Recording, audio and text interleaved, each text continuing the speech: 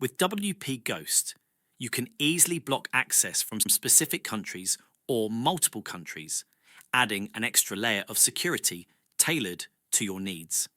This option is especially useful if you want to prevent traffic from certain regions. WP Ghost identifies each visitor's location based on their IP address.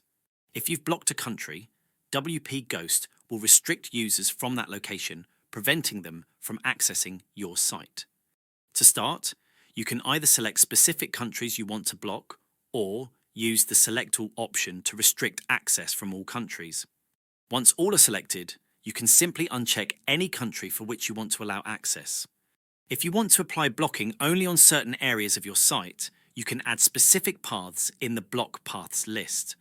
This way, only the designated parts of your site will be restricted to visitors from the blocked countries. Keep in mind that these restrictions apply only to non-logged in users. Logged in users from any location can still access the site unless further restrictions are applied. One final note. Some server configurations use server-side caching, which can interfere with WP Ghost's firewall. If you notice that country blocking isn't functioning as expected due to caching, check if your server panel has its own country blocking option and configure it there as well. That's it.